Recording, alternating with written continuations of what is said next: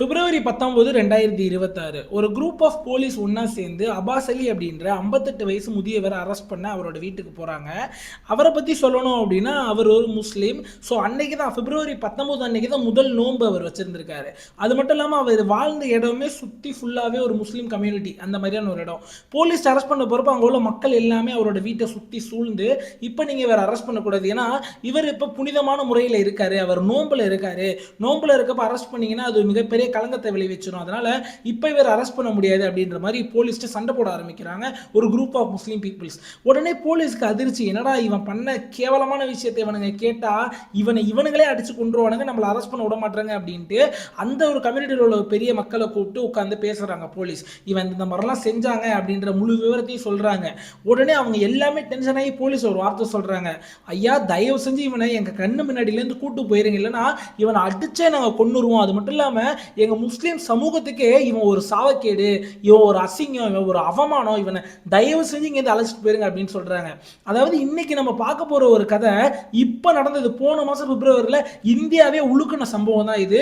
ஆனா எந்த ஒரு தமிழ் மீடியாவிலையுமே இது கவர் பண்ணப்படல, நம்ம தான் முதல் முறையாக கவர் பண்ண போறோம். அது மட்டும் இல்லாம இந்த அப்பாஸ் அலி அப்படின்றவன் யாரு, தன்னோட மருமகளுக்கு இவன் என்னென்ன வேலைகள்லாம் செஞ்சான், அந்த மருமகளுக்கு இவனுக்கும் என்ன உறவு இருந்துச்சு, இதுல ஜாவத் அலி அப்படின்றவன் யாரு, அவன் எப்படி இந்த குடும்பத்துக்குள்ள வந்தான், இதெல்லாம் நம்ம கேட்கும் போது இவனுங்க பண்ண கிரைமு எப்பா இன்னும் நீங்க என்னென்ன பண்ண போறீங்க அப்படின்ற மாதிரி தான் இருக்கும். ஸோ மறக்காம வீடியோ முழுசா பாருங்க. அது மட்டும் இல்லாமல் நம்ம சேனலுக்கு நீங்க புதுசா வந்திருந்தீங்க அப்படின்னா ஒரு லைக் கொடுத்துட்டு இந்த மாதிரி கிரைம் கதைகள் கேட்க உங்களுக்கு பிடிக்குன்ற பட்சத்தில் சப்ஸ்கிரைப் பண்ணி வச்சுக்கோங்க. ஐயா முதல்ல இந்த குடும்பத்தை பத்தி சொல்லிடுறேன். அப்பாஸ் அலிக்கு 58 வயசு. இவரோட மனைவி சிறு வயசுல இறந்து போயிடுறாங்க. கல்யாணம் ஆகி கிட்டத்தட்ட ஒரு 4-5 வருஷத்துலேயே. இவரோட மகனோட பேரு சல்மான், அவருக்கு 28 வயசு. சல்மானுக்கு கல்யாணம் பண்ணி வைக்கலாம் அப்படின்ட்டு பக்கத்து ஊரில் போயிட்டு மஸ்காரா அப்படின்ற ஒரு பொண்ணு பார்க்க போயிட்டு இருக்காங்க. அப்போ இந்த சல்மானுக்கு அந்த பொண்ணை பிடிக்கல, ஏன்னா அந்த பொண்ணு ஒரு மாதிரி மாடர்ன் அட்டையரில் இருந்ததுனால, அப்பா இது வந்து மாடர்ன் பொண்ணாக இருக்கு, நம்மளோட கிராமத்தில் இதெல்லாம் செட் ஆகுது அப்படின்ற மாதிரி சல்மான் வந்து அப்பாஸ் அலிட்ட சொல்றாரு. ஆனால் அப்பாஸ் அலி சல்மான் என்ன சொல்றாரு அப்படின்னா, தம்பி இந்த காலத்தில் எல்லா பொண்ணுக்குமே இப்படி தான், அதெல்லாம் ஒன்றும் தப்பு இல்லை, அவ படித்த மருமக, உன்னை நல்லா பார்த்துப்பா, அதனால இவளே நீ கல்யாணம் பண்ணு அப்படின்ற மாதிரி அப்பாஸ் அலி சொல்றாரு. இருந்தாலுமே சல்மானுக்கு சுத்தமாக விருப்பமே இல்லை, ஏன்னா அந்த பொண்ணு ரொம்ப மாடர்னாக இருக்கு அப்படின்றதுனால. அப்படியுமே வற்புறுத்தி சல்மானையும் மஸ்காராவையும் 2 பேரையும் நல்லபடியாக கல்யாணம் பண்றாங்க. கல்யாணம் ஆகி 2 வருஷத்துல ஒரு அழகான ஆண் குழந்தையும் பிறகுது. அந்த ஒரு ஆண் குழந்தைக்கு 1 வயசு ஆகுது. அந்த ஆண் குழந்தைக்கு 1 வயசு ஆகிறப்ப தான் இவங்களோட குடும்பத்தில் ஒரு மாதிரி பண தட்டுப்பாடு ஏற்படுது. அதனால அப்பாஸ் அலி தன்னோட மகனான சல்மான் அலிட்ட என்ன சொல்றாரு அப்படின்னா, தம்பி உன்னோட பொண்டாட்டியை நீ பார்த்துக்கணும், உன்னோட பிள்ளையை நீ பார்த்துக்கணும், அது மட்டும் இல்லாமல் எனக்கு ரொம்ப வயசாயிருச்சு, என்னால் பழைய மாதிரிலாம் வேலை பார்க்க முடியல, அதனால நீ பக்கத்து ஊருக்கு போ, எதனாவது பிரைவேட் கம்பெனியில் ஜாயின் பண்ணி நல்லபடியாக வேலை பாரு, இந்த ஒரு கிராமத்தில் இருந்தேன்னா உண்மையிலே நம்ம குடும்பம் பிழைக்கிறதே கஷ்டமாக போயிடும் அப்படின்ற மாதிரி சொல்கிறாரு. சல்மான் அலியும் அப்பா சொல்கிறத கேட்டுட்டு வெளியூரில் வேலைக்கு போக ஆரம்பிக்கிறாரு. சல்மான் அலி வேலைக்கு போனோடனே இந்த அப்பாஸ் அலியோட வீட்டில் இப்போ யார் யார் இருக்காங்க அப்படின்னு பார்த்தீங்கன்னா, மாமனார், மருமகள், அந்த 1 வயசு பையன், 3 பேர் தான் வாழ்ந்துட்டு இருக்காங்க. நல்லபடியாக வாழ்ந்துட்டு இருக்காங்க கிட்டத்தட்ட 6 மாதம். கரெக்டாக பிப்ரவரி 11 நைட்டு சாப்பாடு சாப்பிட்டு மருமகள் அவரோட ரூமுக்கு போயிடுற, குழந்தைய அழைச்சிட்டு தூங்குறதுக்கு. இந்த மாமனாரும் அவரோட ரூமுக்கு போய் நல்லபடியாக தூங்க ஆரம்பிச்சாரு. தூங்கி எந்திரிக்கிறாரு. காலையில் பிப்ரவரி 12 அப்பாஸ் அலி சீக்கிரமாக எந்திரிச்சு போய் கதவை தட்ட ஆரம்பிக்கிறாரு மருமக ரூம்ல கதவை தட்டிக்கிட்டே இருக்காரு, கூப்பிட்டுட்டே இருக்காரு, மஸ்காரா வெளியவான்ட்டு. உள்ளுக்குள்ளேருந்து எந்த ஒரு சவுண்டுமே கேட்கல. சரின்னு கொஞ்சம் சவுண்டா கூப்பிட ஆரம்பிக்கிறாரு. இவர் சவுண்டா கூப்பிட ஆரம்பிச்சுன்னா அந்த குழந்தை முழிச்சு அந்த குழந்தை அழுவ ஆரம்பிச்சிருச்சு. ஆனா இன்னுமே அந்த மஸ்காரா உள்ளேருந்து அந்த கதவை திறக்கவே இல்லை. என்னடா இது அப்படின்னு பயத்திலே கத்த ஆரம்பிக்கிறாரு. சுற்றியுள்ள ஊர் மக்கள் எல்லாமே வந்துட்டாங்க. அந்த வீடை சுற்றியுள்ள ஊர் மக்கள் கத்தி திறந்து பார்க்குறாங்க, திறக்க முடியல. மேலே ஏறி சரி குதிக்கலாம் அப்படின்னு பார்த்தா அது வந்து ஒரு ஷெட்டு, அதாவது ஒரு ஷெட்டு வீடு மாதிரி, அதனால மேலே உடைச்சோ இல்லை ஓடு மாதிரி கழட்டியோ உள்ள இறங்க முடியல. உடனே என்ன செய்யறாங்க அப்படின்னா, போலீஸ்ட்ட தகவலை தெரிவிக்க ஆரம்பிக்கிறாங்க. இந்த மாதிரி மக உள்ள போயிட்டு கதவை திறக்க மாட்டா அப்படின்ற மாதிரி. போலீஸை வந்துட்டு பார்த்துட்டு கதவை உடச்சிட்டு உள்ள போறாங்க. ஒரு மிகப்பெரிய அதிர்ச்சி. மஸ்காரா நல்லபடியா உறக்கத்தில் இருக்க மாதிரி தான் தெரியுது பெட்ல. சாதாரணமா ஒரு மனுஷி தூங்கிட்டு இருந்தா எப்படி இருக்கும் அப்படின்ட்டு. சரின்னு கிட்ட போய் தட்டி பார்க்குறாங்க. உடம்புலாம் அப்படியே ஜில்லுன்னு இருந்திருக்கு, ஒரு மாதிரி விரைச்சு போய். அப்ப என்ன தெரிய வருது அப்படின்னா, அவங்க இறந்துட்டாங்க போல அப்படின்ட்டு பல்ஸ் எல்லாம் செக் பண்றாங்க. பல்ஸும் இல்லை, ஹார்ட் பீட்டும் இல்லை. சரி ஓகே மஸ்காரா இப்ப இறந்துட்டாங்க அப்படின்ட்டு போலீஸ் அங்க உள்ள எல்லாரையும் சொல்றாங்க. எல்லாருக்குமே அதிர்ச்சி. ஏன் போலீஸ்க்குமே அதிர்ச்சி, ஏன்னா அந்த கதவு உள்ளுக்குள்ள உள்ளுக்குள்ளேருந்து பூட்டி இருக்குங்க. அங்க உள்ள இவங்க இறந்ததுக்கான எந்த ஒரு அடையாளமுமே இல்ல. அவங்களோட உடம்புல ஒரு அடிக்காயங்கள் இல்ல. சரி, அவங்க தலையில ஏதாவது அடிபட்டு ஒரு செத்துருக்காங்களான்னு பார்த்தா அதுக்குமே எந்த ஒரு காயங்களும் இல்ல. சரி, பாய்சன் குடிச்சிருக்காங்கன்னு பார்த்தா சுத்தி எந்த ஒரு பாய்சன் பாட்டிலே இல்ல. ஒரு சாதாரண மனுஷி தூங்கினா எப்படி இருக்கும் அதே மாதிரி தான் அந்த சடலம் இருந்திருக்கு. சரின்னு போலீஸ் என்ன செய்யறாங்க அப்படின்னா, இது ஒரு சந்தேக மரணம் அப்படின்ட்டு போஸ்ட்மார்ட்டத்துக்கு ரிப்போர்ட் அனுப்பி வைக்கிறாங்க. ஸோ போஸ்ட்மார்ட்டம் அமைச்சு வச்சுட்டு அங்கே சின்ன சின்ன விசாரணை நடந்துகிட்டு இருக்கு. போஸ்ட்மார்ட்டம் ரிப்போர்ட்டும் வருது. போஸ்ட்மார்ட்டம் ரிப்போர்ட்டை பார்த்த போலீஸ்க்கு மிகப்பெரிய அதிர்ச்சி. ஏன்னா போஸ்ட்மார்ட்டம் ரிப்போர்ட்ல என்ன இருந்துச்சு அப்படின்னா, அவங்க கழுத்துல யாரோ நெரிச்சு கொண்டிருக்காங்க, அந்த ஏர் பிளாக் ஆகி இறந்திருக்காங்க அப்படின்ற மாதிரி அந்த போஸ்ட்மார்ட்டம் ரிப்போர்ட்ல இருந்திருக்கு. இதெல்லாம் பார்த்துட்டு போலீஸ்க்குள்ள அவங்களுக்குள்ள பேசிட்டே இருக்காங்க.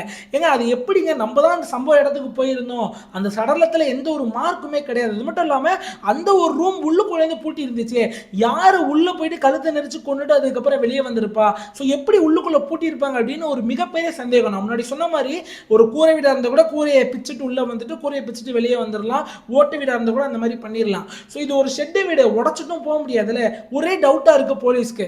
சரின்னு என்ன செய்யறாங்க அப்படின்னா, இந்த மஸ்காரா அந்த பொண்ணோட மொபைல் போன் எடுத்து செக் பண்ண ஆரம்பிக்கிறாங்க, ரீசெண்டா யாரெல்லாம் அந்த பொண்ணு பேசியிருக்கு அப்படின்ட்டு. அப்பதான் ஒரு பயங்கரமான சம்பவம் தெரிய வருது. அதாவது ஒரு 4 மாசமா தொடர்ச்சியா டெய்லியுமே 4லேருந்து 5 மணி நேரத்துக்கு மேல ஒருத்தனோட அந்த பொண்ணு போன்ல பேசிட்டு இருக்கு. அது மட்டும் இல்லாம அடிக்கடி இந்த பேசுது இல்லையா அந்த பையனோட லொகேஷன் இந்த வீட்டை சுத்தி அடிக்கடி வந்துகிட்டே இருக்கு. சரி, அது யார்கிட்ட பேசிருக்கு அப்படின்ட்டு செக் பண்ண ஆரம்பிக்கிறாங்க. சரி, ஃபர்ஸ்ட் கணவனா இருக்குமோ அப்படின்னு பாக்குறாங்க. கணவனோட மொபைல் நம்பர் அது கிடையாது. அப்பதான் செக் பண்றப்ப ஜாவத் அலி அப்படின்ற ஒருத்தன் பேர்ல அந்த சிம் ரெஜிஸ்டர் ஆயிருக்கு. அந்த ஜாவத் அலியோட லொகேஷனை பார்த்தா இந்த பொண்ணோட பிறந்த வீடு இருக்குல்ல, மஸ்காரோட பிறந்த வீடு, அந்த ஊரை சார்ந்தவன் தான் இந்த ஜாவத் அலி. உடனே போலீஸ் என்ன செய்யறாங்க அப்படின்னா, இந்த ஜாவத் அலிக்கும் இந்த மஸ்காரா பொண்ணோட இறப்புக்கும் ஏதோ பயங்கரமான சம்மந்தம் இருக்கு அப்படின்றத தெரிஞ்சுக்கிறாங்க.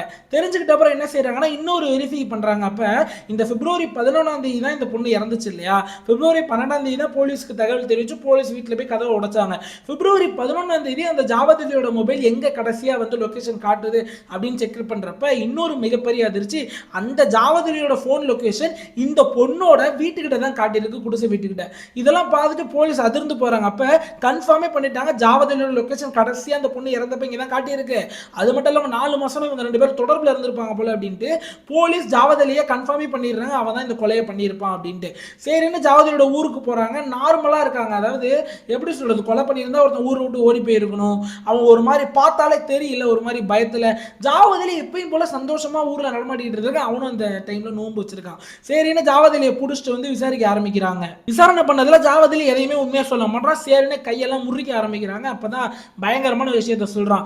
ஐயா, நான் ஒரு முஸ்லீம், நான் சத்தியமா பொய் சொல்ல மாட்டேன், குர்ஆன் மேல ஆணையா நான் ஒரு உண்மையை சொல்றேன், எனக்கும் அந்த பொண்ணுக்கும் தொடர்பு இருந்தது எல்லாமே உண்மைதான். அது மட்டும் இல்லாம நான் சொல்றத ஒரே ஒரு நிமிஷம் நல்லா புரிஞ்சுக்கங்க, இந்த பொண்ணுக்கு கல்யாணம் ஆறதுக்கு முன்னாடி 4 வருஷமா நானும் இந்த பொண்ணும் காதலிச்சோம். அது மட்டும் இல்லாம நாங்க தனிமையிலும் இருந்திருக்கோம். ஸோ இந்த பொண்ணு என்னை ஏமாத்திட்டு கல்யாணம் பண்ணிருச்சு. ஆனா கல்யாணம் பண்ண அப்புறம் கிட்டத்தட்ட 3 வருஷம் மேல ஆயிருச்சு.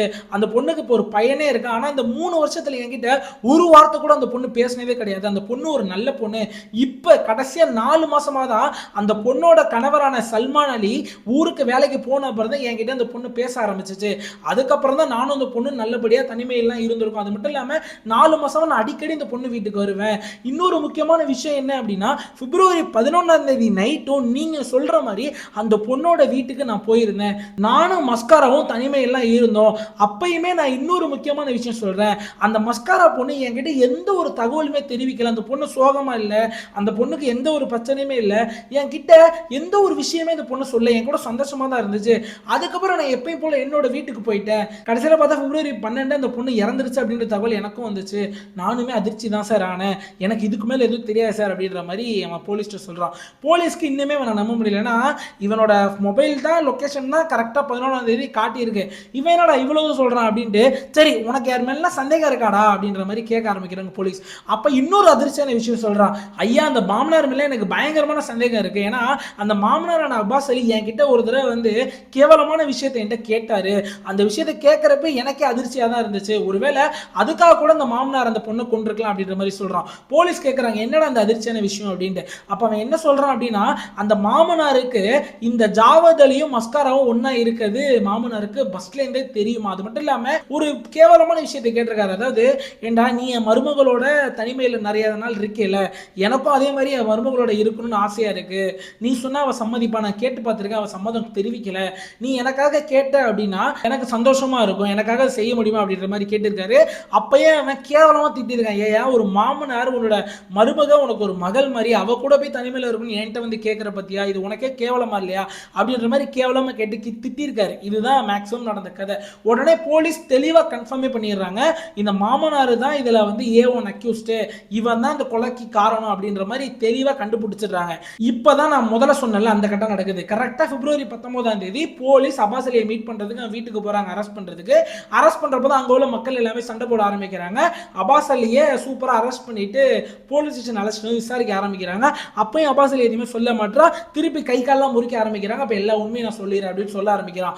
அப்பாஸ் அலி சொன்ன விஷயத்தை கேட்டா உண்மையிலே சொல்றேன், இவ்வளோ கேவலமான ஒரு மாமனாரை நீங்க வாழ்க்கையிலே பார்த்துருக்க மாட்டீங்க, இவ்வளோ ஒரு கேவலமான மாமனாரோட கதையை வேற வாழ்க்கையிலே கேட்டிருக்க மாட்டீங்க அப்படின்னு தான் நான் சொல்லுவேன். அதாவது அவன் என்ன தெரியுமா அவன் சொல்ல ஆரம்பிக்கிறான், என் மருமகளை பொண்ணு பார்க்க போறப்ப எனக்கு ரொம்ப பிடிச்சி போச்சு, என் மகன் கல்யாணம் பண்ண வேணும்னு தான் சொன்னான் மாடானா இருக்கா அப்படின்றதுனால, ஆனால் எனக்கு ரொம்ப பிடிச்சதுனால கல்யாணம் பண்ணி வச்சுட்டேன். அது மட்டும் இல்லாமல் என் மருமகள் அடையணும்னு எனக்கு ரொம்ப நாள் ஆசை இருந்துச்சு, ஆனால் சுத்தமாக என்னால் பண்ண முடியல. ஏன்னா என்னோட மகன் இங்கேயே இருந்தான், வேலைக்கும் போகாமல் வீட்டிலே இருந்தான். அதுக்கப்புறம் அவனை பிரெயின் வாஷ்லாம் பண்ணி உன் குடும்பத்தை நீ தான் காப்பாற்றணும் அப்படின்னு வெளியூருக்கு வேலைக்கு அனுப்புனேன். வெளியூருக்கு வேலைக்கு அனுப்புனேன், என்னோட வேலை எனக்கு ஈஸியாக இருக்கும், மருமகளை ஈஸியாக அடைஞ்சிடலாம் அப்படின்ட்டு என் மருமகள்கிட்ட டெய்லியும் ராத்திரி சிரித்து பேச ஆரம்பித்தேன்.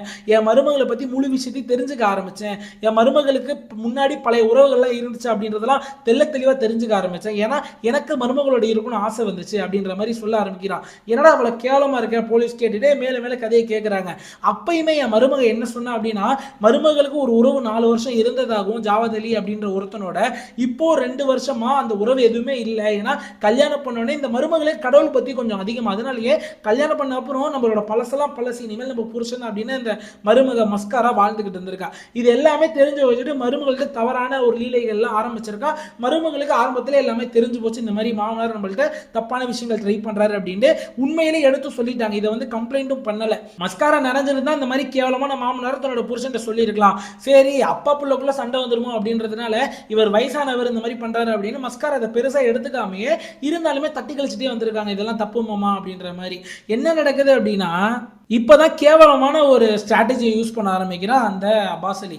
என்ன செய்யறான் அப்படின்னா, ஜாவத் அலி அப்படின்றான, அதாவது மருமகளோட எக்ஸ் பாய் ஃப்ரெண்டு, மஸ்காரோட எக்ஸ் பாய் ஃப்ரெண்டு, அவனை வந்து அடிக்கடி வீட்டுக்கு கூட்டு வர ஆரம்பிக்கிறாரு. வீட்டுக்கு கூட்டு வந்தது மட்டும் இல்லாமல் வேணும்னே வீட்டுக்கு அழைச்சிட்டு வந்து திண்ணையில் உட்காந்து பேச வச்சுட்டு அதுக்கப்புறம் வீட்டுக்குள்ள அழைச்சிட்டு போய் வீட்டுக்குள்ள பேச வச்சுட்டு 2 பேருக்கு சாப்பாடு போடுமான்னு சொந்த மருமகள்டே சொல்லிட்டு மருமகளும் சாப்பாடுலாம் போட வச்சுட்டு இருமா நான் மார்க்கெட்டுக்கு போயிட்டு வந்துடுறேன் அப்படின்னு வேணும்னே எவனோ ஒருத்தனை ஜாவத் அலின்றவனை மருமகளோட வீட்டில் தங்க வச்சுட்டு இவர் வெளியில போயிடுவாராம். இந்த மாதிரி அடிக்கடியே நடந்திருக்கு. ஜாவத் அலி என்ன பண்றான், பேச ஆரம்பிச்சிருக்கான் மஸ்காராட்ட பழைய உறவை திருப்பி வந்து கொண்டு வரணும் அப்படின்ட்டு. மஸ்காரா ஆரம்பத்தில் எவ்வளவோ தட்டி கழிச்சு போயிட்டே இருக்காங்க. ஒரு நாள் என்ன நடக்குது அப்படின்னா, ஜாவத் அலி மஸ்காராட்ட இந்த மாதிரி தப்பான விஷயங்கள் ட்ரை பண்ண ஆரம்பிக்கிறார். அதாவது இந்த மாமனாரே அந்த ஜாவத் அலி வீட்டில் விட்டு வெளியே போயிடுறாரு. எல்லாத்தையுமே ஜாவத் அலி சொல்லியிருந்த மாதிரி தப்பா இருப்பா, என் மருமக வந்து சந்தோஷப்படுவா, அவர் ரொம்ப தனிமையில் இருக்கா புருஷன் இல்லாதனால, இந்த மாதிரிலாம் சொல்லி தான் ஜாவத் அலி அழைச்சி 2 பேரும் ஒன்னா இருக்க வைக்கிறேன். அப்படியுமே மஸ்காரா வந்து நல்ல ஒரு பெண்ணா நல்ல ஒரு பொண்டாட்டியா தான் இருக்க ட்ரை பண்றாங்க. என்ன நடக்குது அப்படின்னா, தவறான மாத்திரைகள்லாம் சாப்பாடுல போட்டு மஸ்காரா கொடுத்து ஸோ ஜாவத் அலி அதெல்லாம் சாப்பிட்டு ஒரு மாதிரி ரொம்ப தனிமையில் இருக்க ஆரம்பிச்சிடுறாங்க. மஸ்காராவோட கண்ட்ரோல் பண்ண முடியாம இதுக்கப்புறம் தான் செய்தி ஆரம்பிக்குது. மஸ்காரா இதுக்கப்புறம் இத்தனை நாள் வந்து நல்ல ஒரு பெண்ணா நல்ல ஒரு பொண்டாட்டியா இருந்தவங்க, அதான் எல்லாமே முடிஞ்சு போச்சு, இனிமேல் என்ன அப்படின்ட்டு மஸ்காராவும் தவறான தொடர்புல இருக்க ஆரம்பிக்கிறாங்க அந்த ஜாவத் அலியோட. இது திட்டத்தட்ட ஒரு 4-5 மாசம் நீடிக்க ஆரம்பிக்குது. இப்பதான் நான் முன்னாடி சொன்ன அந்த கட்டம் வருது. இது நடந்துகிட்டு இருக்கப்பே தான் இந்த அப்பாஸ் அலி அப்படின்ற ஜாவத் அலிட்ட போய் பேச ஆரம்பிக்கிறான். அதாவது மாமனார் என்ன பண்றான், அந்த ஜாவத் அலிட்ட போயிட்டு இந்த மாதிரி நீ கூட இருக்கலையே மருமக கூட, நானே அந்த மாதிரி அவ கூட இருக்கணும், நான் கேட்டு பார்த்தா ஒத்துக்கல, நீயாவது கேளு அப்படின்னு சொல்றா. அப்ப ஜாவத் அலி கேவலமா திட்டி நீ போயா, நீ எல்லாம் ஒரு மாமனாரே அப்படின்ற மாதிரி திட்டி அமைச்சு வச்சிடறான். இப்பதான் என்ன நடக்குது அப்படின்னா, பிப்ரவரி 11ஆம் தேதி மஸ்காரா சாப்பிட்டுட்டு அந்த ரூம்ல போயிட்டு தூங்க போறா. ரூம்ல உள்ள தாப்ப போட்டா. அதாவது இந்த மாமனாரோட ஸ்ட்ராட்டஜியை பாருங்களேன். அதாவது மஸ்காரா எப்பயுமே இந்த ஒரு பிரச்சனை நடந்த அப்புறம் அதுக்கு முன்னாடி கதவை ஓப்பன் பண்ணி வச்சுட்டு தான் தூங்குவாளாங்க. இந்த மாதிரி மாமனார் தவறான லீலை புள்ளிகள்லாம் ஈடுபட ஆரம்பிச்ச அப்புறம் மஸ்காரா எப்பயுமே கதவு க்ளோஸ் பண்ணிட்டு உள்ளுக்குள்ள தாப்பல் போட்டு தான் தூங்குவாங்களாம். இந்த மாமனார்காரன் என்ன பண்ணியிருக்கான், அதாவது வெளியில இருந்தே அந்த தாப்பலை திறக்கிறதுக்காக ஒரு இரும்பல இவனே வந்து ஒரு விஷயத்தை செஞ்சு வச்சிருக்கான், ஒரு சின்ன கருவி மாதிரி. அதை வந்து ஏதோ ஒரு கேப்புக்குள்ள ஒட்டி ஈஸியா ஓப்பன் பண்ணிடுவான் வெளியில இருந்தே உள்ள இருக்க கதவை. அதே மாதிரி பிப்ரவரி 11ஆம் தேதி அவங்க தூங்க போன அப்புறம், மஸ்காரா தூங்க போன அப்புறம் இந்த மாமனார் என்ன பண்றான், போயிட்டு அந்த இவன் ஒரு செஞ்சு வச்சிருக்கான ஒரு டூல், அந்த ஒரு கம்பி, அதை வச்சு கதவை வெளியில இருந்தே ஓப்பன் பண்ணிட்டு உள்ள போயிடுறான். உள்ள போனோடனே மஸ்காரா பெட்லயே படுக்க ஆரம்பிக்கிறான். அந்த பக்கத்துல படுத்திருந்த அந்த ஒரு வயசு பிள்ளைய தூக்கி கீழே வச்சுட்டு இவன் வந்து மருமக கூட படுக்க ஆரம்பிக்கிறான். படுத்தோடனே தவறான தொடுதல்களில் ஈடுபடுறான்.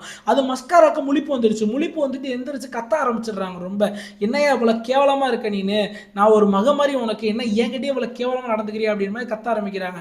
இன்னொரு முக்கியமான ஒரு வார்த்தை விட்டுறாங்க. இந்த வார்த்தை தான் இந்த கொலைக்கான காரணமே. அதாவது என்ன சொல்றாங்க மஸ்காரா அப்படின்னா, இத்தனை நாள் நீ ஒரு கிழட்டு பைய அப்படின்னு உன்னை விட்டுட்டேன், இப்ப வந்து நீ ரொம்ப அதிகமாயிட்ட, அதனால கண்டிப்பா இந்த ஊர் மக்கள் எல்லார்ட்டையும் சொல்லி உன்னோட பையன்டையும் நான் சொல்லி எல்லார்ட்டையும் உன்னை அசிங்கப்படுத்த போறேன் அப்படின்ற மாதிரி சொல்ல ஆரம்பிக்கிறாங்க.